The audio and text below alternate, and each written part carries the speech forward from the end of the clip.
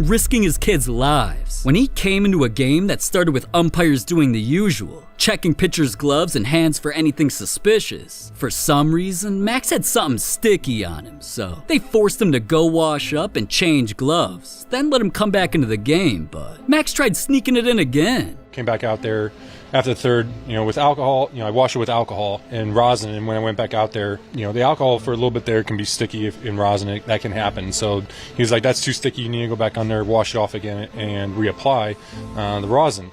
And so I did that, and then at the same time, he thought my glove had too much rosin on it. And I was like, okay, if that's a problem. Right there, the umps knew it wasn't a coincidence. Max was trying to cheat. I mean, they'd seen the same thing on Michael Pineda, Brian Mattis, even Will Smith. The umps claimed that Max was using one of the same things they did, either pine tar or spider tack, that gave him more grip on balls. So it's pretty obvious that's not allowed in games, but despite being caught sticky-handed, Max claimed he was innocent anyways. This is sweat and rosin, sweat and rosin. I keep saying it over and over, and they touch my hand, they say it's sticky. And I, yes, it is, because it's sweat and rosin.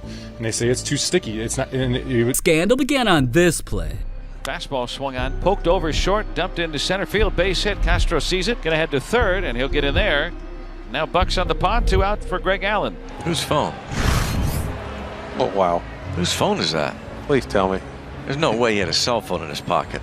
Rodolfo Castro's apparently playing with his phone. Hey, you take it. Yeah. Rodolfo was caught sliding into a base after he must have been sliding in DMs. At least it was an iPhone and not an Android, though. Regardless, the MLB has a strict policy about either one. The rules state that players are not allowed to use any phones on the field or in the dugout, cause it could be used to record the other team's signs, could vibrate a player's leg during an at-bat to notify him about an upcoming pitch, or last but not least, if a player accidentally whips out his hard thing and it hits another player, they could get injured. So when Rodolfo's phone got out of pocket, he knew this would become a serious controversy, and of course he claimed it was an accident. Apparently all he remembered was getting dressed, getting something to eat, taking a pregame shit, and how it never crossed his mind that he still had his phone on him. But the MLB said, yeah, okay bud, and still made him face the consequences. Rodolfo wasn't just suspended, he got fined. Damn, Eds really had to pay 2 cell phone bills that month. Them bad? That gave him superpowers. Here comes the 3-0. Sammy hits a high fly ball,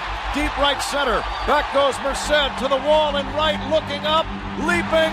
That ball is gone for a home run. Leading up to the scandal that ruined Sammy's reputation forever, his career was the complete opposite. He was one of the most loved players in baseball and had an ability to hit home runs more than almost any player in the world. But the pressure to stay at the top of the game was eating at him so badly, he was willing to do whatever it took to stay a baseball god, even if he had to cheat. And one play exposed his secret. 3-2. Bouncing ball up the middle.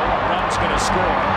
Anderson before first. They're looking for a few more pieces of the lumber. No, they're looking to see what's in the bat.